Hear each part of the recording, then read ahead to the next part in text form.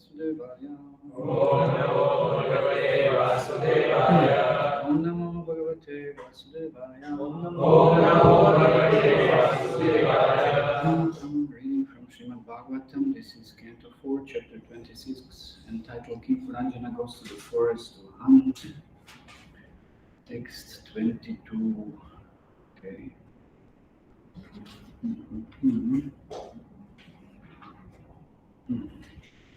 Om Agyanatimirandasya Gyananjanashalakachaksham Nityam Tasmai Shri Gurave Namaha. Namo Vishnu Padaya Krishna Veshta Bhattava Shri Bhaktivedanta Swami Nityananda Namaste Saraswati Devaravana Vijayana Vishishara Ashchati Krishna. Jai Shri Krishna Chaitanya Prabhu Nityananda Shri Advaita Gadadhar Shri Sari Gaura Bhaktivedanta Hare Krishna Krishna Krishna Hare Hare Hare Rama Rama Hare Hare. Okay. Anything from the last discussion? It was almost a month. Anyone remembers? Of course. I mean, that's kind of like a very unrealistic or expected question to ask. Okay, we're discussing here about King Puranjana, and he represents us, the living beings who are trapped in this material world, bewildered with so many potencies of illusory energy and being active in so many inappropriate ways. So King Puranjana portrays actually the sufferings of the living being when it is not in connection to Krishna.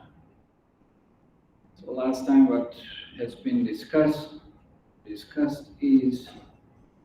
somehow or other the queen, which represents good intelligence, she forgave the I said promiscuous husband who had left her. So we left good intelligence. We have no good intelligence. Of course we can gain it. But we left good intelligence. We had it. And interestingly enough, what I remember we discussed last time is that we left Krishna also. That Krishna is always ready to forgive us. That's a pretty heavy quality to understand. Wow. Why are you looking at me? There's nothing there. It's all Maya. There is no Krishna, there is Maya. So we are looking at so many things and we can't understand how can Krishna be so forgiving. Okay, I'll give one example. There are quite some examples like this, but it's inconceivable. I mean, at least for me, it's inconceivable. Imagine Draupadi. Ashwatthama kills all of her sons. And she forgave Ashwatthama. I mean, this is inconceivable. They didn't even fight. He killed them while sleeping. That's not Kshatriya code. It's not Kshatriya's quality. Yeah. During the night time, they were sleeping, and Ashwatthama just came like death personified, and he just slaughtered them while sleeping. Yeah. And when Ashwatthama was caught by Bhima and Arjuna and all the other Pandavas, and then there was an argument whether he should be killed or not. There was an argument. And then Draupadi said, don't kill him. He's a son of a Brahmana. He's this and that. Anyway, it was a big argument. It doesn't matter what the argument was. I mean, that's also important. But in this case, just to understand, I mean, how come she didn't want any revenge? Just imagine somebody doing something to you and you don't want any revenge, you just go over it. And you even forgive that person. You don't even say, okay, yes, I cannot, whatever, but there is someone, you'll be punished, you'll be burning in the darkest region of hellish existence, and, this and that. But it's inconceivable how she could forgive him. Inconceivable. Yeah. But that's our position. That's so-called Ashwatthama's position. Even worse, it's our position. What are we doing to Krishna? How we are ignoring him? Just imagine if somebody ignores you. Some of you have experienced, you go down to the help desk or something, try to call someone, and somebody just ignores you like you don't exist. It's like how it feels.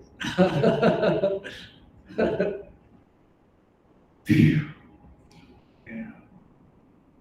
Like you're talking to no one, and then you turn to be no one because nobody cares about you. It's just you don't exist. But that's not even how many, what we did to Krishna, how we blasphemed Krishna. What did we do to,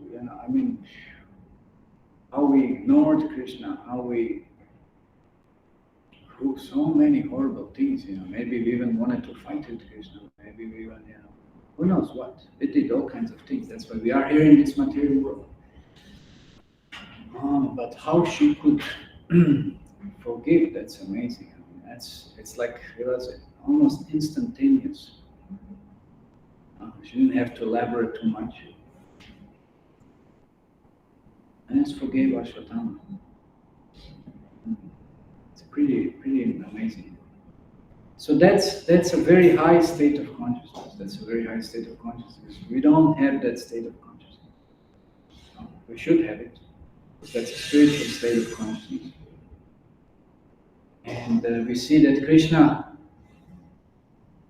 responds in such a way. So that's something to aspire for, that's something to hope for. That's something we have to achieve if you want to go back to spiritual world. You can't think that no matter what somebody else does to you, that you always seek for some justice, revenge, this and that. Because if you're going to do this, then you're going to stay in this material world for a long, long time. You're going to stay here for a long time because there is no ultimate justice here. Yeah. And there is always some line that is crossed, and then you have to pay the price for that. You get involved.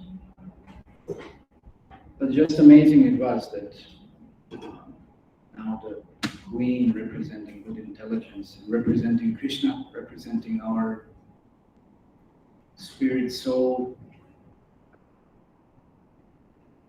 she ultimately forgave us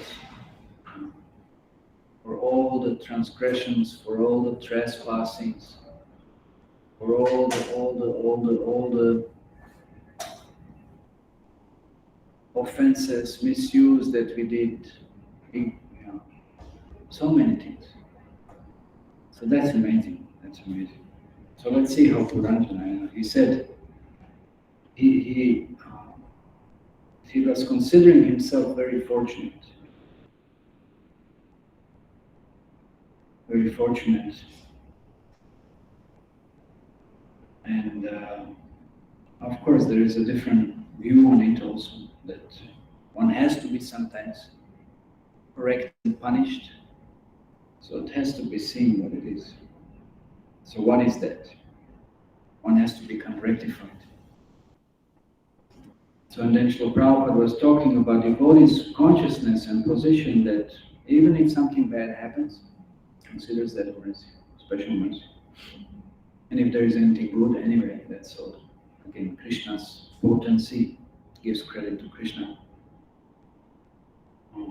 Okay, let's see today what's going on. Paramo anugraho dando hrityeshu prabhunarpitaha balo navedatat tamvi bandhu krityam avarshana Marshana. Okay, so it's a very short purport. So translation and purport by His Divine Grace, A.C. Bhaktivedanta Swami Srila Prabhupada. My dear slender maiden, when a master chastises his servant, the servant should accept this as a great mercy. One who becomes angry must be very foolish not to know that such is the duty of his friend. It is said that when a foolish man is instructed in something very nice, he generally cannot accept it. Indeed, he actually becomes angry.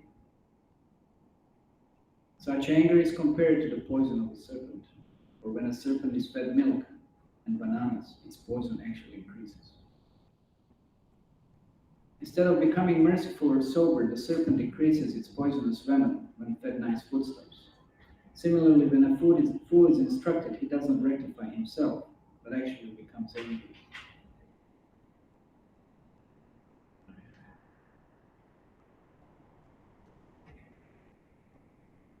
So he points out that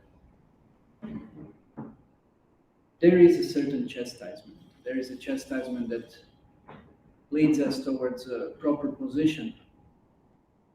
That kind of chastisement, therefore, should be accepted as the greatest mercy, as the greatest gain. And anyone who becomes affected in a negative way, and actually is the greatest fool. It is to be understood like this. So if one is chastised, then his false ego is hurt, and he cannot tolerate, and he starts blaspheming the person who is chastising. That's a very unfortunate position. Because that's what Prabhupada points out, that's the duty. That's actually in the verse it says, for such is the duty of his friend. Such is the duty. If the guru is not chastising, then is it a guru? What's the point of guru being guru? No. What's the point if guru doesn't correct and say something? Correct, Akash Raj? You know this, you have some experience. Yes, Okay. If he always comes and then somebody, oh, you're so nice, you're so wonderful. Even, on Ekadashi you come for Mangalarati, or, and this is so nice, and even stay for a class once, whatever. And then we just expect, yes, we should always just be, I'm not saying, of course, there should always just be chastisement. No? Unfortunately, sometimes that happens because it's provoked, it's just natural. It's a natural response that has to be responded to, but sometimes there is something like, even Bhaktisiddhanta Saraswati Maharaj, there was one devotee in Gaudiya Math, and everybody was complaining about him.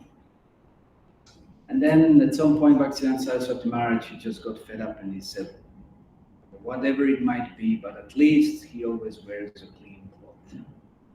Yeah. So if he's looking, he found something that is positive. So it's not that we always just focus on negative things. Sometimes we have to find something positive, no? And actually spark. That's some certain sparks that could be fanned. Something from that kind of positive point of view. Or like we heard yesterday, right? Yesterday, Bhima Prabhu said in the morning class that there was one devotee, also Gaudiya Math, that means some 100 years ago. It was like very, very unpleasant in dealings with others and so many things. And then they all came together and then decided, well, he should go, should leave the ashram because he's creating so much disturbance, so many things. And then Prabhupada kind of stood up and he was about to leave. And then they said, I asked him then, why are you leaving him? It's like this. I said, then he pointed out saying that what kind of ashram or institution we are if we can't rectify someone. That means if that's not the case, if we can't correct someone, that actually we should all live. Not that he should live, but we should live. What kind of spiritual then process this is representing if we cannot correct someone, cannot teach someone, we cannot benefit someone. And we should all live. No, not that person. Of course, that's not easy sometimes. Sometimes there, I was thinking later on, there are sometimes really some cases that it's very difficult. It's very difficult. So then that correction can be offered from some distance. Some separation should be there. So that doesn't mean complete rejection, but it might mean some distance. So like this, chastisement has to be present, because how will we ever learn anything or understand what is the standard unless we are pointed towards that, unless we know what is to be done, what should be done. Why did we come? In one sense, why do we come to hear about some spiritual practice? If everything was so great and wonderful so far, but then why are we looking for a change? Or why do we think we can gain something here? There must be some reason, no? Must be something that we consider that we should learn or we should improve. Otherwise, what's the point, no? But then how do you learn and improve unless you start doing something about it? Unless you start correcting something that's leading you towards so much trouble and so many other things that we experienced earlier, or maybe still experiencing. So that means we have to learn. Because in devotional life, something that is intolerable. Okay, you may say, yes, titikshava karunika suhira sadhu bhuchana, like one of the qualities of the sadhu, of the devotee, is, titiksha, tolerance. You may say, yes, sadhu should be tolerant, it's like, sadhu should be meek and humble. Yes, he is, but not in one particular sense. If he is tolerant in that sense as well, then he's not really a sadhu, then he's nonsense. And what is that? The devotee is not tolerant towards? What do you think? Anyone guess? Do you have a hand? Yeah, wait a second. What is it that the devotee is absolutely intolerant with? Zero tolerance. Zero, absolutely zero. Anybody can guess? Do you have a hand? Oh, nice. Okay. Anybody else behind? Can you guess? Think a little bit. It's a discussion session also. You have to become active, not that just, I keep on talking something and you don't understand anything. You have to try to understand. And if you don't, then please inquire about it. Okay, Gaurav, what is it? Guru and Krishna. What? Guru and Krishna. What Guru and Krishna? Intolerance. Not hearing anything. No. Blaspheming other devotees. Okay. Adharma. Adharma. Okay, he's closest. Ignorance and Maya. That's kind of Adharma. Devotee is absolutely intolerant when he sees something ignorant going on. Because of ignorance, you commit sinful activities. Because sinful activities, you're gonna suffer. So when devotee sees that, he understands, what is the consequence. He can't tolerate this. How can he tolerate this? Somebody, performing activities that are leading to so much suffering. Paradukha dukhi. Devotee is sad when he sees others sad. He's happy when he sees others happy. Just his natural quality. So how can he tolerate some nonsense? So rather he will sometimes react very strongly to benefit someone. So that's when somebody is in illusion and somebody is acting in ignorance. That's intolerable. And so Prabhupada would sometimes get so angry, he couldn't tolerate Maya. I mean, well, it's just such nonsense. It's really doing something complete ignorance. Such nonsense. How can you tolerate this? And he said, if you tolerate something like this, that means you're also in ignorance. You don't react to correct. So that's why chastisement is so essential. If you don't allow yourself to be chastised, that means that's a very unfortunate position. Very unfortunate position. Then material energy will have to chastise you. And that's not going to be pleasant at all. And there's nothing that you're going to be able to do anything about it.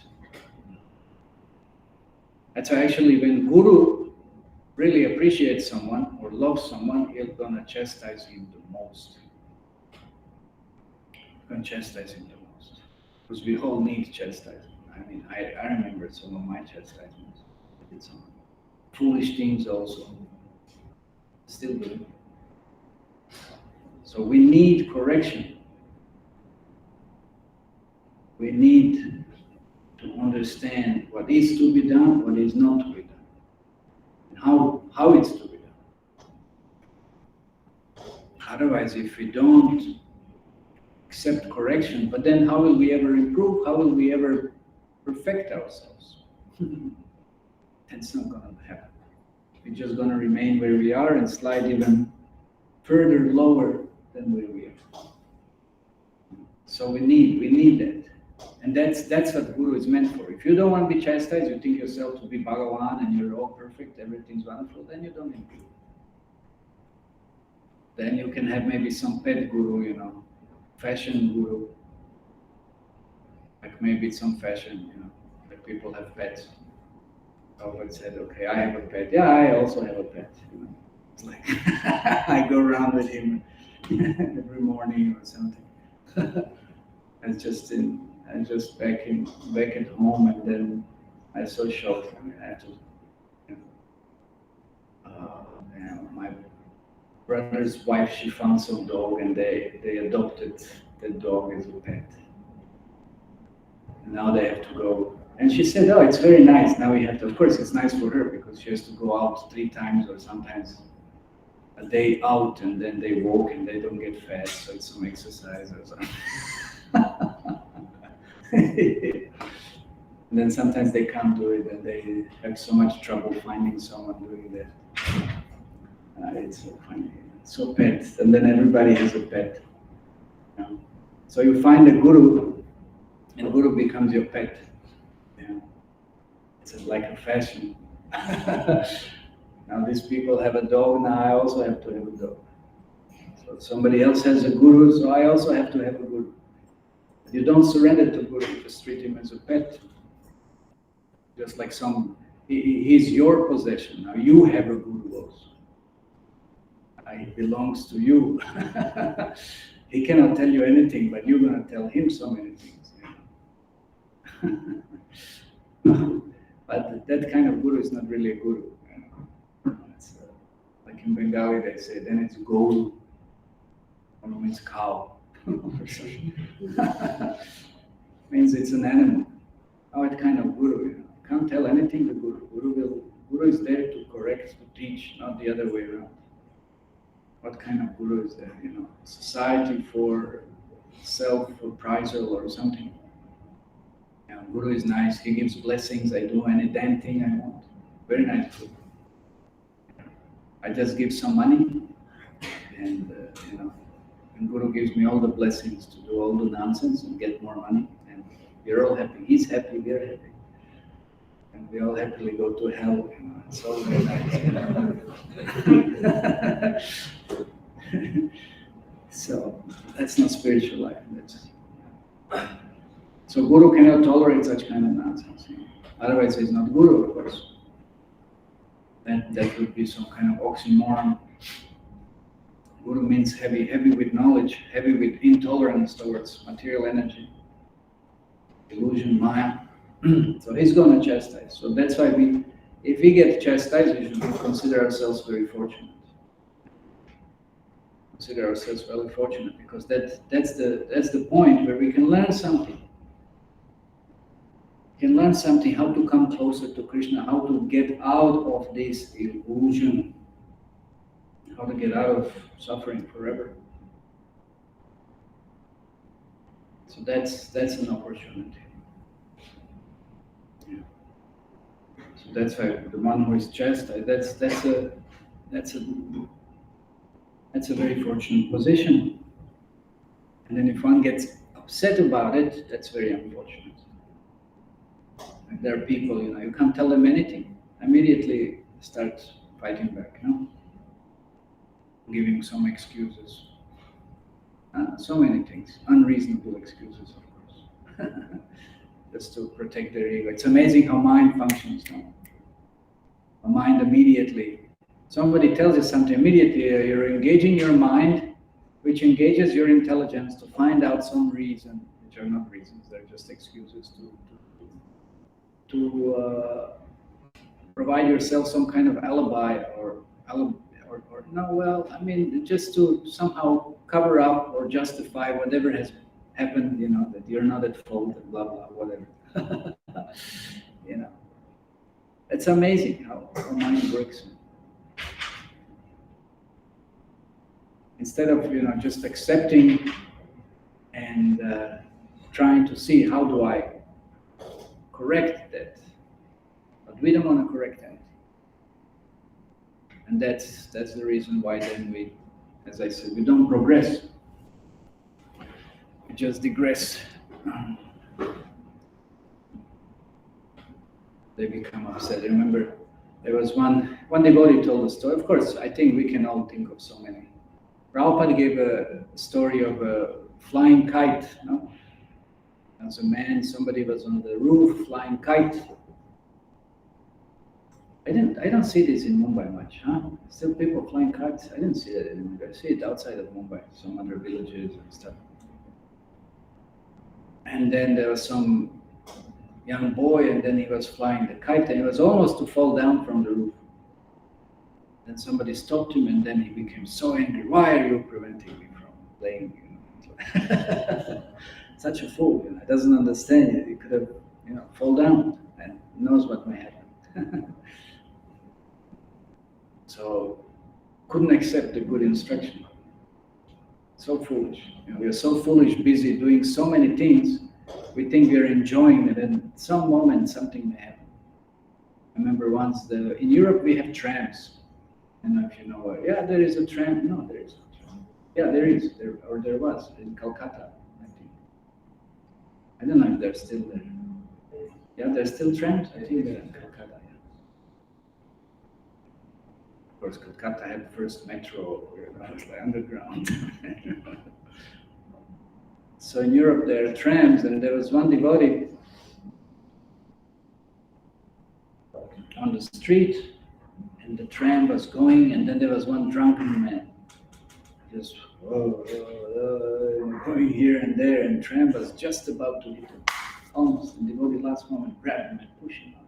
And of course, because he pushed him, it wasn't so nice. But saved him from being hit, killed practically. Of course he would be killed. And then that man started shouting, why are you, who are you, how do you know about this? They get pretty violent even. I remember once I was in the other station by the student book, some drunken man came pulling the table. No, nothing.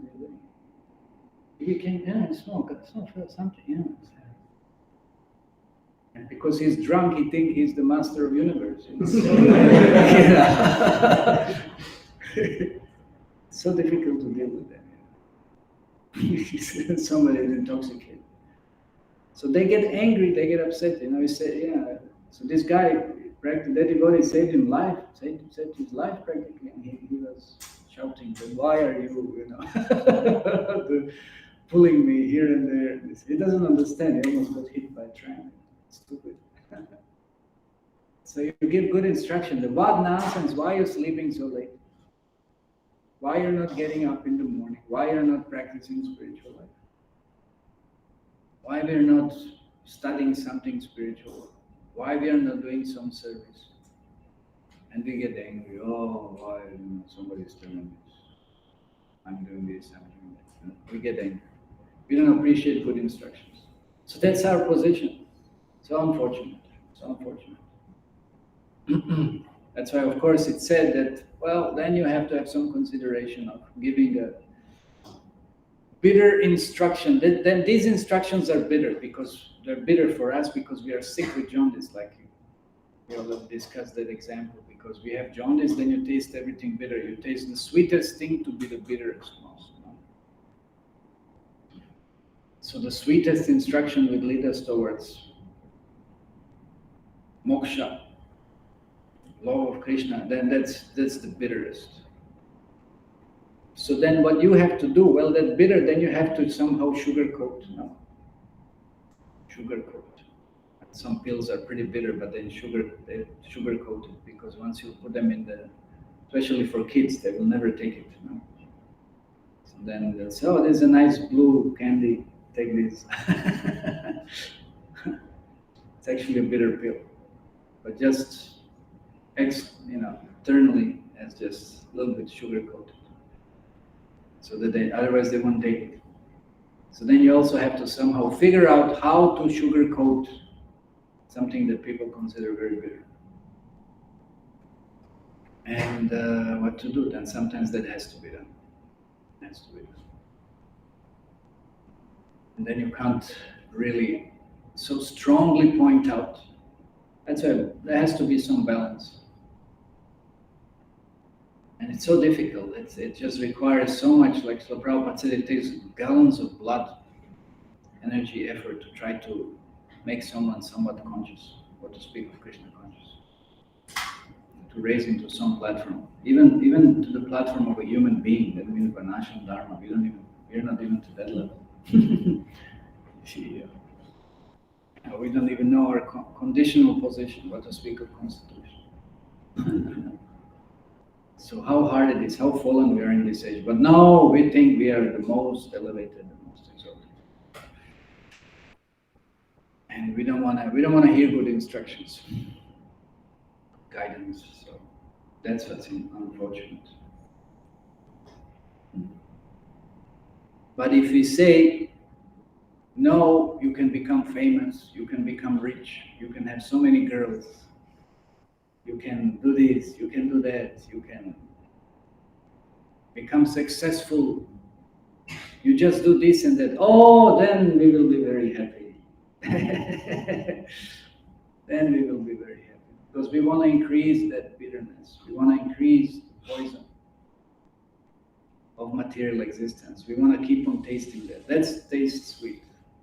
So that's what Srila Prabhupada explains in the purport. It's just, so that anger towards something that is good and beneficial is just like a anger which is compared to the poison of a serpent.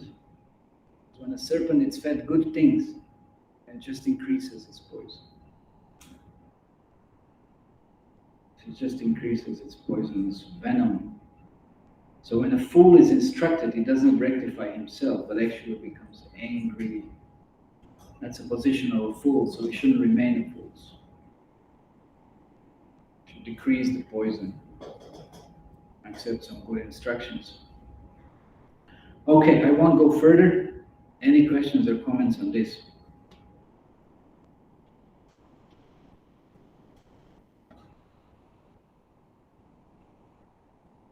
Chastisement and good instruction.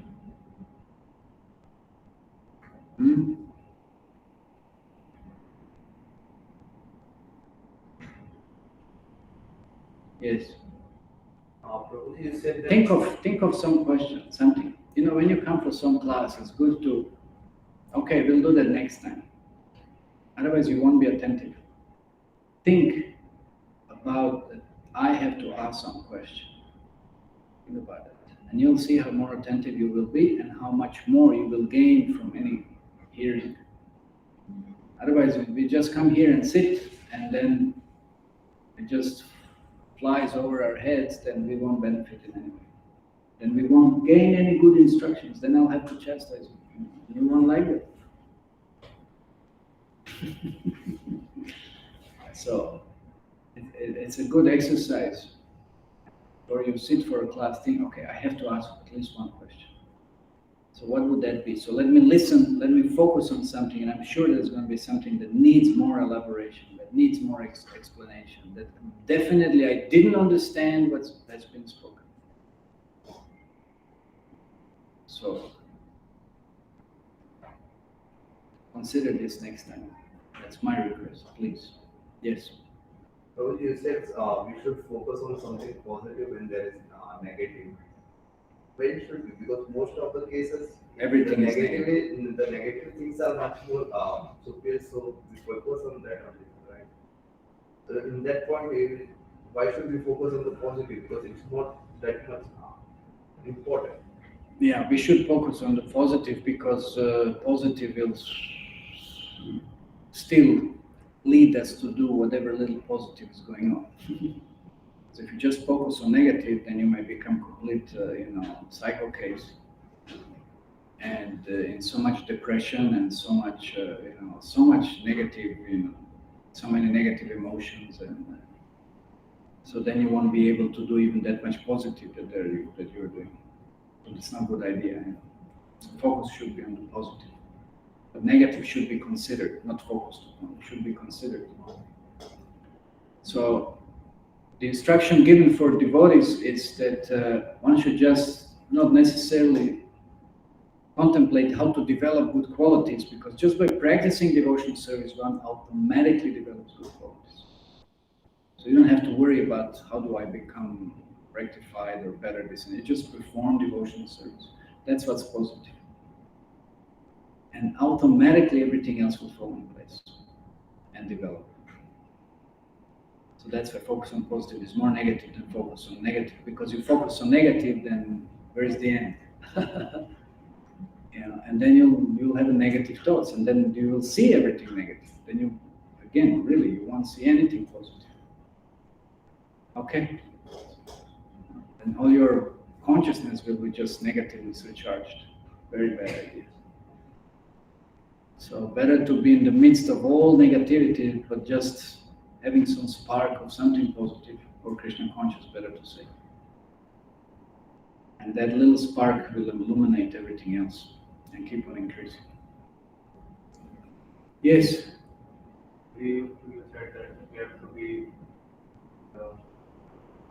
near to Guru sometimes that we'll get chastisement and correction. But when services are there for months and then there is no connection like for month, 2 months, and then go visit. There are so many gurus. Guru is not only one. But that corrections and that chastisement is. Well, you will get corrections and chastise. Krishna will arrange somebody else to do that instead of Guru. But you don't want to accept it. That's what, that's a problem. Chastisement may come even from somebody who is not a devotee. Instruction can also come from someone who is not a devotee. There's so many gurus. No, you didn't read 11th canto. Why didn't you read 11th canto? No. So many. Krishna can speak through anyone. If we have proper consciousness, we'll immediately understand. Wow, we don't see it. But if you have false ego and you just think me and my, and you just have some Kanishta mentality, only I hear from this or not from that or whatever it is, and then that's also worth chastisement. That's a bad idea. You can learn from anywhere, as long as it's in line with Guru Sadhu Shastra, as long as it's universal, absolute. And that will be confirmed. Then we can inquire to confirm again from any source, Guru Sadhu Shastra. I don't understand how to improve. So good instructions will come from any source, not just from one particular. Krishna knows what we need and he'll make arrangement according to time, place, circumstance to guide us. Okay?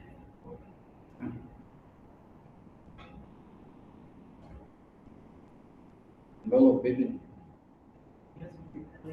That we should not think ourselves as a superior in something our master. But at the same time, if we are, But there's always but. but at the same time, if we think ourselves as the inferior in any field, then it's also not good. That if we are thinking, we are not able to do, and maybe it is not our job. There is something that is known as, again, certain type of position.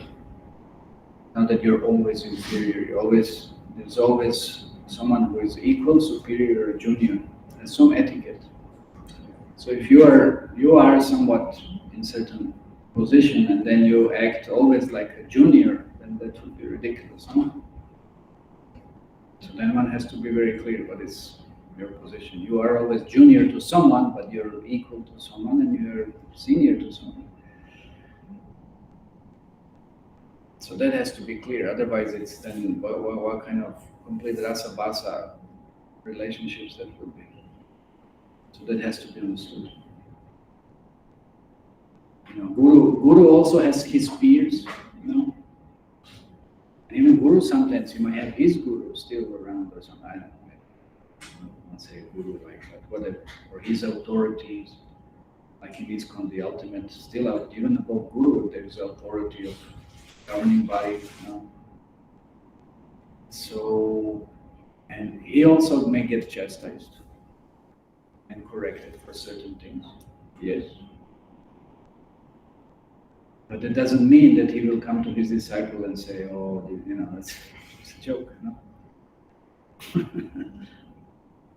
He has his duties and he has to perform his duties and he has his upari, And he should act according to that. Okay.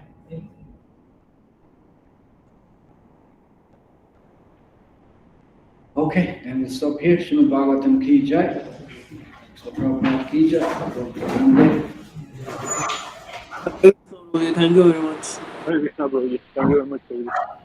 Thank you, Prabhuji. Hare Krishna.